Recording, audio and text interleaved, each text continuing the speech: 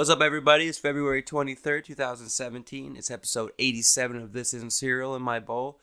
Global warming is causing it to be very nice spring weather right now in New York for me. And I just finished my coffee. Let's get started.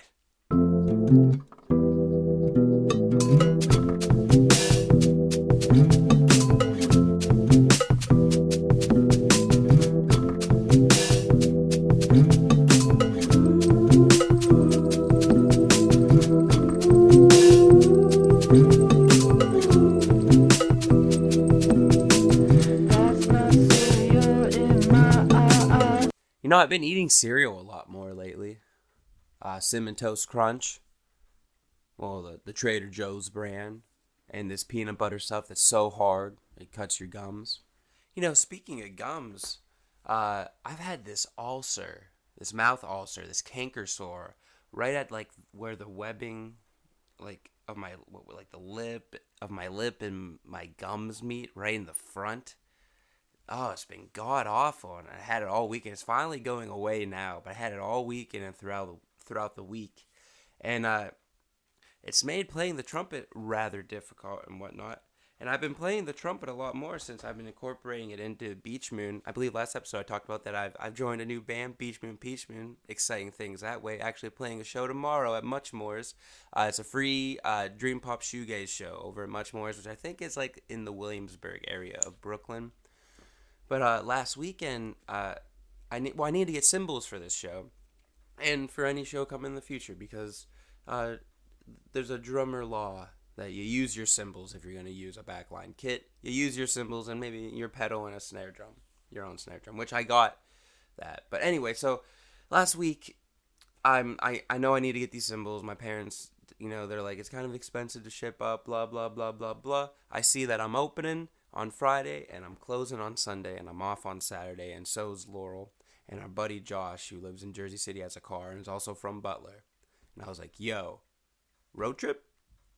Yes, we did the road trip. We drove 6 hours home to Butler, Pittsburgh, crashed, then got together with the String Machine Boys Saturday night, and played one hell of a show at the Workshop PGH. Gage Martin, who's been on the show before, goes by DG Metric for his visual arts. Did visual arts, all these graphic designs, projector shit going on behind the bands. Heavyweights is a local Pittsburgh band, members of Distant Futures, which I met Austin of Distant Futures that night. Real cool dude, plays trumpet, Hey, what about that? But I missed Heavyweight's set. So I'm really bummed. I really want. I messed up the start of the show and I missed their set. So I'm sorry, man. I think his name's Connor. I'm sorry I missed your set, man. But then Carter, I missed half of his set, but I jumped in for the second half and it was amazing. He's got his whole like keyboard loop drum machine thing going on right now. It's real cool. And then Laura and I jumped on the String Machine set. We played a new song and stuff. I danced around like a fool and had one hell of a time. And then Slow Danger ended the show, which really cool, kind of like down-tempo electronic with a duo, which interpretive dance to their music. It's really cool. But that was a great night. Crazy thing, though, is that my car got broken into in the middle of the show sometime. I know what you're saying. Ian, did you lock it? No, I don't think I locked it, okay? I'm sorry, Mom and Dad. I'm sorry, world, alright? I don't think I locked the car. But I'm the one who suffered, alright? I'm the one who got his road trip weed stolen, and his grinder, and his one-hitter, and some sentimental things. Like a medicine container from Colorado, which I store my butt in. But anyway, they didn't take my cymbals. Hundreds and hundreds of dollars of cymbals that were in the back of my hatch, or my foot pedal. And my backpack, which has all my notes and all that shit in it. And my really cool lost patch. It's a hand and it says Not Penny's Boat. And I got it from Adam X. Vass, who is the bassist of La Dispute. And I also realized I just said Vass is Vass. So, a little bit of my country coming out of me, I guess. But, everything was chill. Got back to Butler in one piece. Had one hell of a time last weekend. The ulcer's gone. Everything's working out.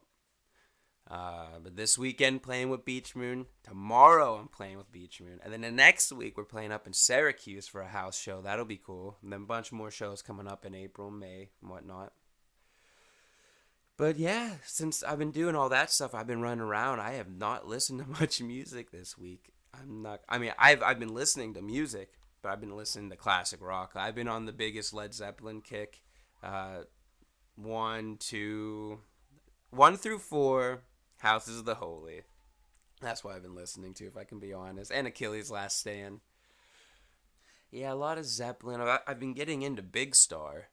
So, I think I've talked about it before on the show, but I'm not a fan of the curated playlists I have at work. It's not that the music's bad on it. It's just the fact of the matter that I'm forced to listen to music that is not my choice every day, which is, we could come to some agreement. It would work out, I know. But I found Big Star on the playlist, and I've been really getting into Big Star. For those who don't know of Big Star, they're a cult act. Never found a following or anything because of distribution mishaps and record label shit. You know, that kind of shit that ruins bands, kills Nick Drake, and all that shit. But yeah, they 1972 was their first album. Then they had 2 more, and they were just power pop. One of the first of that power pop style. They are the original da da da da da hanging out in that 70s. Like, they're like the original Cheap Trick, pretty much.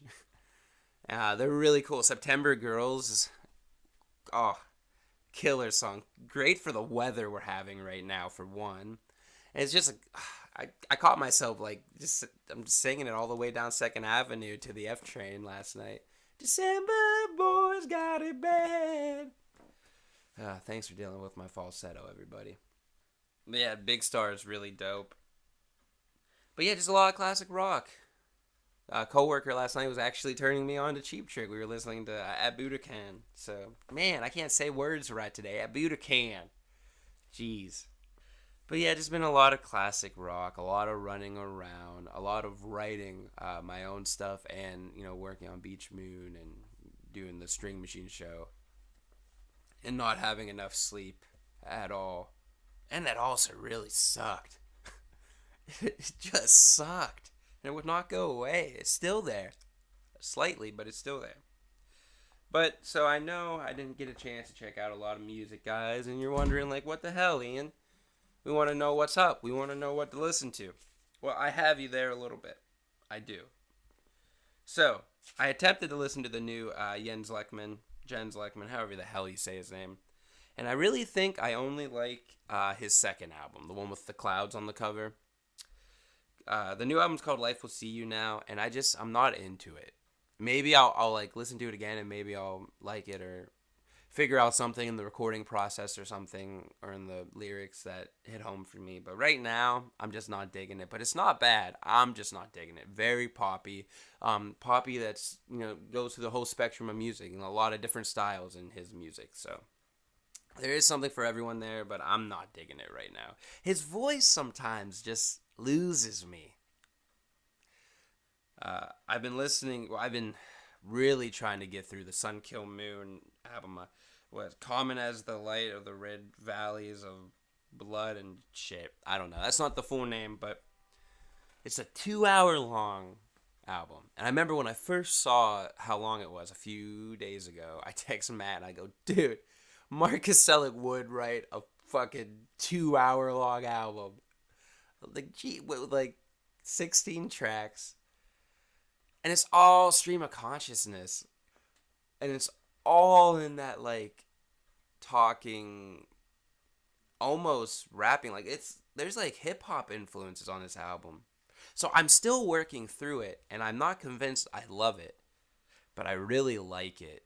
And I think it is a piece of work that is worth working through. And I think I need to work through it. And I think you all need to work through it to listen to it. It's not an easy listen. These are all 8-minute long songs, all just talking about what he recorded last August through not August, like April through October or something of last year. And it's just like celebrity deaths, Trump, all the shit that went on last year. It's just that, and then different like fan notes or different like he does a poem or not a poem, but he talks about his girlfriend at one point and them dying, and he took a lot of the Jesu album, the Jesu Sun Kil Moon album into here, and like there were some brilliant points, like America's Most Wanted, Mark Koselleck off that album. It's amazing because at one point it just cuts out and it's just him reading this fan letter, and it's just this like really pretty synth in the background. No one's making music like Mark Koselleck. I will say that the dude is an artist. He definitely is an artist. The album artwork's really cool. It's that Sun Kil Moon, Red House Painter, doll picture kind of thing, like you just found in a bin in an attic at your aunt's house or something. But it's really good. It's a hard listen. I don't have like a rating or anything. I'm still working through it, but I definitely recommend it, and it's definitely the one that I've like listened to the most this week because I've just been trying to get through it, and I haven't had enough time to listen to other stuff. I attempted to listen to the Future's new album, and it's decided. I don't like Future. I don't. I'm not into it. I'm just not. I'm not into it. Maybe more for you. Uh, I also think I don't like Strand of Oaks. I tried listening to that album, and it didn't do anything for me, so maybe I'll just leave that for other people to listen to. And then I listened to one more. Two more. I lied. Two more. I did listen to Isley's new album, I'm Only Dreaming, and I gotta say, I respect Isley. If they're ever on a bill, I'd love to see them live. Uh, I I think she's a cutie. I'm sorry. Max Bemis is what? Oh, Cherie Dupree Bemis, I think's her name. I probably f that all the way up. Um, Max Bemis is on this album. I really love that song.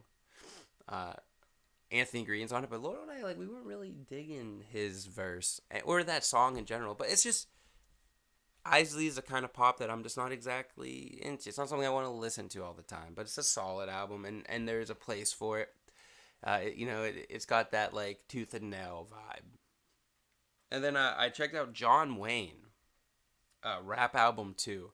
Anybody ever hear Jonwayne? Not the cowboy, big white dude who produces and raps, and who fell out of grace when his alcoholism got way too out of control and lost his like Stones throw deal and all this stuff and quit music, and then realized that because he thought music was the problem that he needed to fix his life, and then realizing that music is the thing that fixes his life and is the out and is the release. And now he made this album, and I just found it yesterday, so I'm still listening through it. But damn, it's really good. I definitely gonna keep checking it out. I really want to delve into the story and listen to the lyrics because like shit, like I went through that. like just got out of it. So I'm too serious of a person. I try to play that I'm all like loosey goosey and jokey, but I'm like extremely sensitive, extremely serious. And I've been struggling. I want to be happy. I want to be successful. As much like I don't want to be successful, but I want to be successful. It's fucked. But so throughout the last 4 years, it's just been this constant like I'm doing music now. I'm gonna quit. It's all fucked. I'm gonna do music. And I'm just like 5 months ago. I told everyone I'm done. I'm quitting. I'm not doing music. Now I'm in one band, and String Machine whenever I can be, and I'm writing way more for my project. Music is the thing. How dare any of us who call ourselves musicians or artists ever try to change that? Or change the gift that's in us, or try to get rid of it, or think it's the problem, or think that not doing it we will help ourselves somehow. Wrong. I am so happy right now. My shit's still in my head, and I got shit to work through, obviously, but life makes a lot more sense now that I get behind a drum kit every week and play the trumpet more and just feel like my music is making sense to me and others, and really fucking excited to play tomorrow.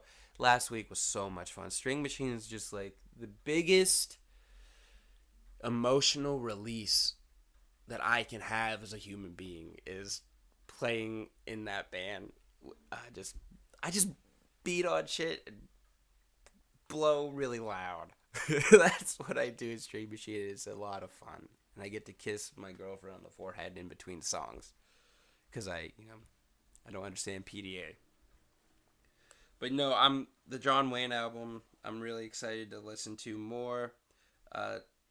Really was digging the song Human Condition. The beat in the background is totally stone's throw. It's insane. The album's really cool too. He doesn't look like a rapper, but that's kind of the thing with him.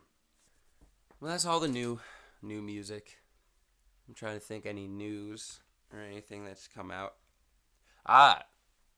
Not music related. Laurel and I just watched, not the whole thing, but Trevor Noah's new stand-up special. I forget the name, but he has a new special on Netflix, and it's hilarious. Trevor Noah, one, he does accents so well, and two, he's just great. I need to start watching The Daily Show more. Maybe that's how I'll get my news. And, yeah. Shit with Trump's still crazy, but you know what? Forget about that. Apparently, Matt got to where he was going. He got to his new place. Everything's fine.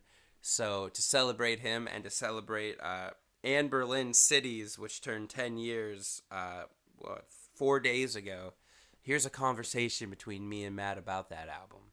And after that, I hope you guys have a great day. And I go be a positive force in the world. Don't quit on what your art is. Harness that, and that will get you through the shithole that is life. Here's me and Matt, guys. I fucking love all of you. No, we don't gotta recreate anything. What's up, Matt? Man, what's up? You've been shitting your brains out today. I have shit go into 11 detail. times today. Don't go into detail. 11 times. For real. 11 times. You ever know? 11 times? I have 3 toilets at work, and I played a game where I would see how many times I could shit in each toilet. I shit in each toilet 3 times, and then in the second 2 twice. I almost made 4 times around. Dude, it reminds me like when we would take standardized testing in high school or anything, and you had like the fill in the bubbles thing. Yeah. I would always play like I was an announcer, and I was like, all right, we got 3 A's on the board, but D's coming back with 4 D's, and B, like, you know how they like line up in the, so you just reminded me of your shit game. Well, it was funny because I had to actually skip one because someone was in the middle one, and I pictured that exact same thing actually, where it was like, and a colonel blocked him off in the middle zone. He has to take an audible, and I was like, shit. Oh fuck, I got a shit. And I just like. That's why I was an average student, you know? Right. Well, it got to the point. So have you ever puked and you puked so much that nothing comes out, like not even bile or water, just air? Yeah, dry heaving. It's a horrible that was feeling. My butthole. I dry shit today. I had dry shitting sessions. Yeah. I've been there. I had a colonoscopy once. I had to take the drink and clear myself. Yeah. And no, that's not farting. It's so much worse. It's so much worse. No, you're over with. Not every fart's dry. Oh shit! Well, man, I want to be like that 50-year-old dude that's that laugh. I want to be John Minto, man. John Minto's my dad's best friend from childhood. He legit talks like this. Hey, Ian, what's up, man? Yeah, I remember driving to the Pittsburgh Blues Fest with John Minto, and he just kept reading signs, but in his voice, it was like, we were like driving, and we passed this street. He's like, Isabella, Saxony therapy, and then we passed all these like cows. He was like, gotta love fresh meat in the morning. He sounds exactly like my fucking dad with the random shit that pops in his head, like that never makes any sense to anyone ever. Okay, so totally like lower, like stoner voice, but yes. Damn, that's intense. Listen, I don't even know how I got on John Minto there. Dude, I need to go on a John Nyman rant real fast though. There's no way that a man who is not smoking copious amounts of pot drives around to Taco Bell 6 times for shits and giggles in a Volkswagen Beetle at 2 in the morning when he was in high school. That shit doesn't happen when you're sober. Everybody smokes, bro. It's something you look. Oh, John Diamond. Well, speaking of festivals, I was talking about John Minto was driving me to the Pittsburgh Blues Fest. So we're talking about Anberlin cities, Hell yeah, which turns 10 years on the 20th. Right. And I just can't stop thinking about the Cornerstone memory. The Cornerstone Music Festival memory of seeing Anberlin and then running to see Anchored Bro. Yeah. And I'm listening to Cities, and it's not a perfect album. There are some things I do not like anymore. There's some things I didn't like back then, and there's some things I hear now and I appreciate more now than I didn't back then. Right. But was it giving me a nostalgia kick? Is what I'm saying. I'm just sitting there. I'm just like, I want to go play outside. Where are my friends? Let's go to a park. That's the thing I fucking love about this album is I have been listening to this album regularly at least like 4 or 5 times a year since it came out. So I none of it was a surprise. None of it was me going back to anything. Like, I have memories from my entire life with this album. It's so fucking cool. It's so fucking cool. Well, that is a perfect definition of like the divide in our music taste. Like you listen to Anberlin. This is one of your favorite albums. It's always in your rotation. Me, this is like once a year, maybe like every couple years. I hear Cities. I'm like, oh shit! It's like Anberlin season. Yeah. Like, dude, oh man, fuck this. I love it so much. They were like one step down and like some tank tops away from being a pop punk band. Oh yeah. Well, this album, dude, their old stuff was super pop punk. And this album, I think this is their 3rd album. I think it's their pinnacle. I think it's their absolute best. Well, personally, from like the classic stuff, the beginning, yes, I would like to revisit some of their later albums because I really think they were starting to hone in and harness a really cool sound. But it was a totally new sound. Their newer albums were almost like fucking U2. Mm-hmm. They were very U2-y. But of like the 3 originals, this is definitely the classic, and it's definitely the most mature. Like I was reading, and Stephen Christian, is that his name? Yeah. Stephen Christian. You always want to say Christensen, but it's not that. Yeah, but it's not Christensen. So Blueprints, was it Blueprints for the Black Market? Black Market, yeah. That was like man versus world, young, naive, angry. Never Take Friendship Personally was like man versus man. Like the problems around like your immediate group and shit. And then Cities is man versus self. It's like it's the mature. I never realized like how like good with lyrics he is. Like not everything. Dude, he's amazing with lyrics. But he's amazing with lyrics. Yeah, dude. Like sometimes it gets a little too worshipy for me. But in that same vein, if you're a Christian and you want to listen to worship music, like might I suggest Cities? I wouldn't even call it worship music. Like, I don't know, man. Not the whole album, but where is it? A Whisper and a Clamor. Clap your hands, all ye children. Like, that's worshipy. I think that's a part of the theme of the album. Because which is a little worshipy. He's talking about his faith. Not necessarily. Like, worshipy.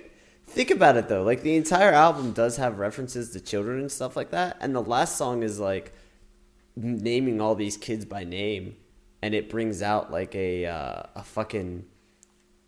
Like, we are the patron saint of lost causes. Like, aren't we all lost? And it's, like, all the children that he was talking about earlier. I don't think this is a worshipy album at all in that sense. I'm talking worshipy worshipy in the sense that it's talking about God, so it's worshipy. He's talking enough. About the children that have been dispelled by hypocritical Christians and stuff. It's worshipy. It's worshipy in its own way. It's like, dude, Come Now Sleep is worshipy, man. But it's like the best kind of like it's there's no complaining there. The thing with like Anberlin is that it has like the semi cheesy synths at some points. It has like Reclusion is it's just kind of a cheesy song, and even he admits like the lyrics are regrettable. Damn. But like, so that's why it's not like I never complain about Future of. Well, I'll say Future of Forestry gets Future Forestry. they get a little worshipy, but like, I never complain about SC's Burn or anything because you don't hear it as much. But clap your hands, all ye children. You definitely would say that is, huh? That's like, but like what I'm saying is, if you're a Christian, like this is some cool, good music that could change up your what you listen to, and you're still doing your thing. I will give it that. I will definitely give it that. I guess. I don't know. I think worshipy, and I think like really shitty, things. Yes, but it can be so much more, is what I'm saying. You know what's funny though? Like, look, I pulled up the lyrics to Reclusion just out of curiosity, and I gotta be honest, I really fucking like these lyrics. Well, it's also how he sings them too. Like, it's kind of nasally and like how he says "very" and stuff in that song. But that's you, man. I'm just saying the mix of how he sings the song, the very emo lyrics. And, they are very like, and that was funny. Is like, I love the line that like addictions fill the table where the family used to sit. I fucking love that line, but it's so goddamn emo. Oh, exactly. Like, yeah, that song is almost, I don't know. Being a young kid and stuff, you're like, yeah, I would relate to that. Then when you get older and you kind of like start to shed off your sadness, and you're like, I'm finally being happy. You hear shit, you're like, oh, God, I can't just be happy. Maybe, I don't know. I like that shit. Maybe I haven't shed that lining yet. I'm like still a kid. I mean, although, to digress for a second, man. I took a mental age test, and you'll never believe what my mental age is. 52. 72. Dude, I was close. You were. I was close. 72? You're a 72-year-old man? Yeah, I'm 24 years old in body and 72-year-old in mind. Wait, where do you take this test? There's like Mind IQ. You just Google like 6 different websites come up. And honest to God, like mind test, age of your mind, shit like that. So, like just all the shit. And there's a lot of websites that'll do it. I gotta be honest, bro. I took like 6 or 7. And I got an average of like 66. The lowest one was 56. The highest one was 72. The average was like 68 to 70. So what does that mean? Like, it means I'm an old crotchety man in the mind. That's maybe why Viagra? I like no, my body works fine. Your body works fine. Hey, man, that area is a lot of mental. All right.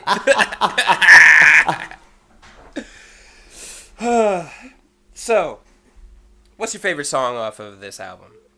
Oh God, it's like a Kevin Bacon movie. It's a tie between all of them. Skype needs to invent. I don't want to punch you, but if I could just like flick your forehead every once in a while, just like Ian, like dude, don't say stupid shit. No, honestly, I don't know. Fucking. I gotta go with either Hello Alone, Dismantle Repair, or the final song, Finn. Yeah. Yeah. Dismantle Repair, when that one came on, is like just dismantle me now. Yeah, it's so fucking good. Oh yeah, man. Oh, things are gonna change for the better. That chorus. Yeah. When it goes into the chorus the second time, the drum beat just carries that. That song's fucking insane. Oh, and live too, it's even better. Yeah, that was a great show, of course. But what is it? All the good choruses. Well, we got in Hello Alone. Yeah, it's my hello. Yeah, like hello. Like hello. Yes. Oh man, So I hate to be this guy, but I gotta. So I agree with you with Dismantle, and I love Godspeed. I know it's like the single from the album, but it's I believe one of the first Anberlin songs I ever heard. Godspeed's I actually thought about Godspeed, and it's up there too. And it's definitely in the upper half of the album for me. And that intro leading into Godspeed, holy shit! Oh, a debut.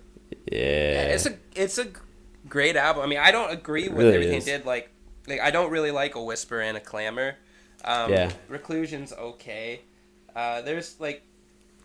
There's just some sounds that were weird, but like when they do it right, they do it really right. So like when Godspeed, Dismantle Repair, Hello Alone, those are like perfect Anberlin songs, like hard rocking, emo,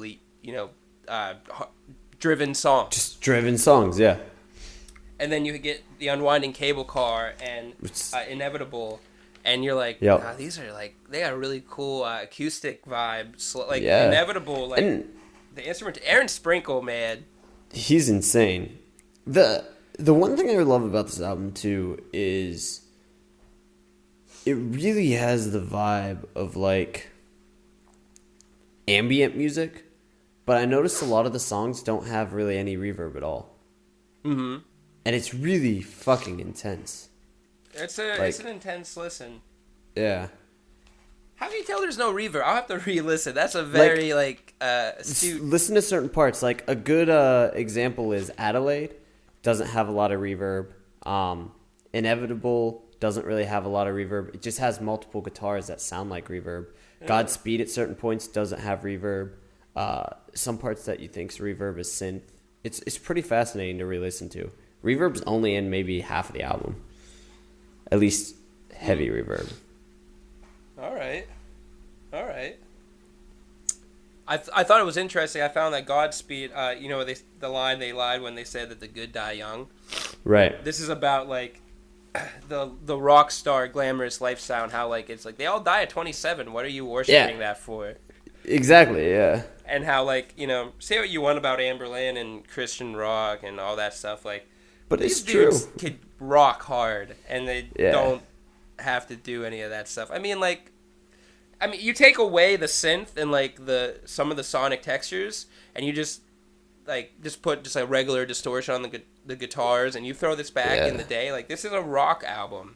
Yeah, well, listen to the old stuff, dude. Like the fucking Blueprints for the Black Market, Ready Fuels, the first song is very like the guitar is a rock and roll guitar riff. It's like and the music video's totally like classic, like Black Sabbath, Led Zeppelin, like in front of the trippy psychedelic green screen playing the song. That's the music video. So yeah, I always loved that about them. I was like, look at that beat classic rock. Right. You can tell where their influence lies. That's for sure. Mm-hmm. Yeah. And I guess I never like really delved into the lyrics too much too. Like not that like I totally align with what he believes in and talks about, but right. What is it? Inevitable. We end up hurting the worst, the ones we really love. Like, why is that a thing? Why do we hurt the people we care about the most? It's because they're the people that we're around the most. Yeah, they just get the shit. They're the magnet that we hold on to, and then we're like, hey, while you're here, let me spew this shit to you. Yep. Oh, now I'm angry. Now I'm saying it to you, and now you're crying. Oh God. Oh, now I'm angry at myself, so I'm gonna project that to you too. Oh yeah, I'm really just going down a rabbit hole here. Save me, Matthew. Save me. That's exactly what it is, dude. There's no saving from that shit. That's exactly what it is. I mean, that's why this album is so spot on. For sure. Yeah, dude. Classic. Alternative emo album. Yeah. Gets Christian elements in there. Just a great fucking time. A great fucking time. I would give it a 3 out of 5. Damn. I know. This is where my taste lies, man. Maybe 3. I'll go 3.5. 3.5. I would give it. To me, it's a perfect spin. Yeah? It's 4 toilet bowls out of 3 on a rotation. It's a perfect without spin. Any barriers. 3-3-3. Colonel not blocking anything. No Colonel cock blocks. No Colonel that's poop a perfect blocks. Spin. No Colonel poop blocks. Good album. Thanks, Anberlin, for making it. Fuck yeah. And you know what? 7 albums is a really good run. Oh, yeah, they had a great run. Great run, great band. Every album has its merits. It's worth to listen to them for sure. Steven's he has a solo project, Anchor Umbrella. The first 2 albums are really amazing. The third one, I kind of fell under my radar, and I remember listening to it and not digging it too much, but, always should revisit stuff. First album is great, yeah. And the second one's really good. Second one's really good, too, There's a cover of, he died in the 90s. Jeff Buckley, there's a cover of a Jeff Buckley song on that, which is really, really dope. The first album, him and Aaron Marsh collaborated a bunch on. Yep. So if you like Copeland. Yeah. Do you know that I missed that that tour. Damn. It's okay, man. Can't go to everything. That's true. This is true. It's too much. Yeah. Too much. Trying to go to Pine Grove in a few months. Tickets go on sale tomorrow. They always, dude. that band sells out in New York. It's crazy. That I believe. I mean, they probably sell it everywhere they go. They're crazy. Pretty much. Yeah, pretty much. All right.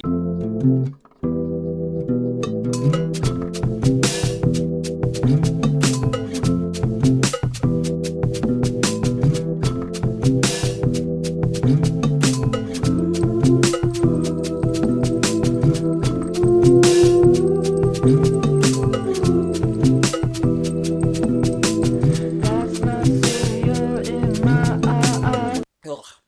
Hey, Matt, you ever been, you know that point in your coffee where it's like, you got like one big chug or like 3 little sips left, but it's kind of getting cold and it's kind of making you nauseous, but it's coffee, so you don't want to waste it. So sometimes you waste it, or other times you just do the one big chug.